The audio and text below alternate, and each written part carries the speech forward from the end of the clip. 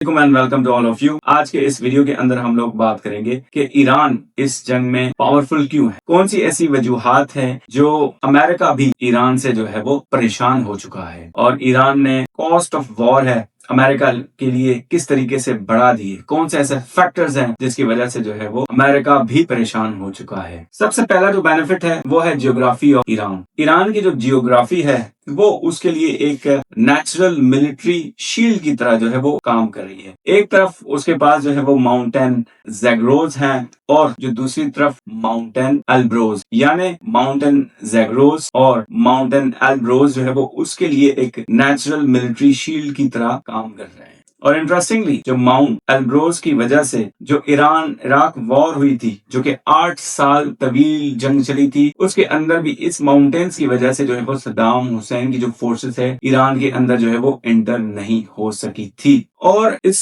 Geography का जो दूसरा बड़ा फायदा ये है कि अगर ईरान अपनी सरजमीन से जो है वो रिटेलिएशन के अंदर कोई भी अटैक करता है, वो अमेरिका के ऊपर अटैक करता है, अमेरिकन बेसिस के ऊपर जो है वो अटैक करता है, तो उस रिटेलिएशन के अंदर जो कंट्रीज रिस्पॉन्स करते हैं, क्योंकि उसकी ज्योग्राफी माउंटेनियस है, उसका ट्रेन जो है वो हार्ड है, तो ये जो माउंटेनियस ट्रेन है उसकी वजह से वो जो अटैक करके सेफ साइड पे शिफ्ट हो सकते हैं। दूसरा जो ईरान को जो सबसे बड़ा फायदा है वो है लार्जर एरिया ऑफ ईरान। अब जो ईरान की एरिया है वो इराक से 4 गुना जो है वो ज्यादा बड़ी है।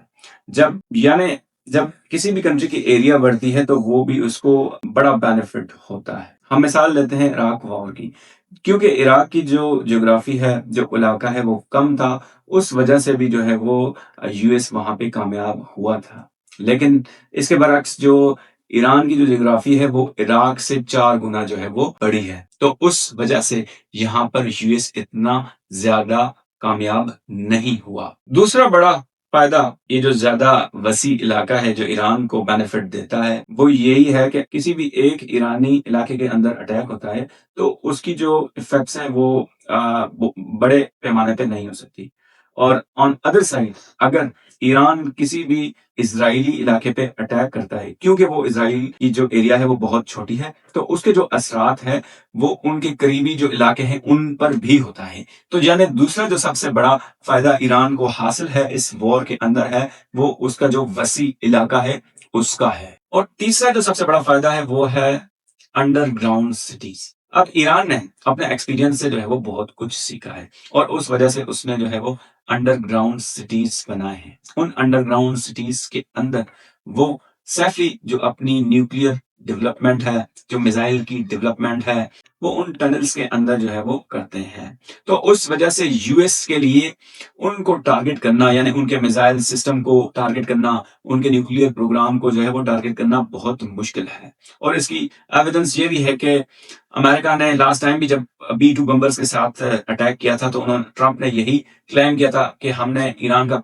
जो न्यूक्लियर प्रोग्राम है वो हमने उसको कंप्लीटली डिस्ट्रॉय किया हुआ है। तो इन अंडरग्राउंड सिटीज और टनल्स ने ईरान को बहुत फायदा दिया है। चौथा जो फायदा ईरान के लिए है वो है कॉस्ट ऑफ डिस्ट्रक्शन।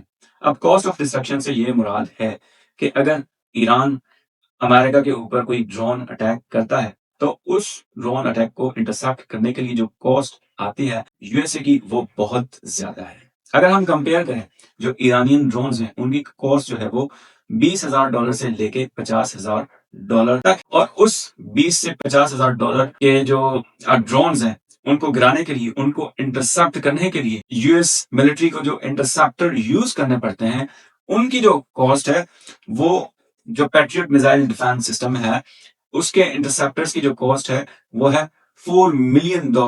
और उसके अलावा उसका जो थाद का जो मिसाइल डिफेंस सिस्टम है उनके जो इंटरसेप्टर है तो उनकी जो कॉस्ट आती है वो $15 मिलियन से भी ज्यादा आती है। यानी एक छोटे से ड्रोन को डिस्ट्रॉय करने के लिए जो वो इंटरसेप्टर यूज करने पड़ते हैं यूएस मिलिट्री को, वो उनके लिए बहुत ही कॉस्टली पड़ते हैं। और ईरान ने इन ही ड्रोन से जो अमेरिका का जो मिसाइल सिस्टम है जिसका नाम AN/TPY-2 है उसको जो है वो इन्हीं ड्रोन से डिस्ट्रॉय किया है, जिसकी जो कीमत है वो $300 मिलियन तक है। एक नॉर्मल ड्रोन से जो अमेरिकन कॉस्टली टेक्नोलॉजी है, एडवांस टेक्नोलॉजी है, उनको एक सस्ते ड्रोन्स ने जो है वो डिस्ट्रॉय कर दिया है। और लास्टली जो ईरान के लिए गेम चेंजर साबित हुआ है वो है स्ट्रेट ऑफ हर्मुज। ईरान का स्ट्रेट ऑफ हर्मुज पे कंप्लीट जो है वो कंट्रोल है। अगर स्ट्रेट ऑफ हर्मुज की बात की जाए तो इसकी जो टोटल लेंथ है वो है 33 किलोमीटर, इसकी जो टोटल लेंथ है। लेकिन जहां से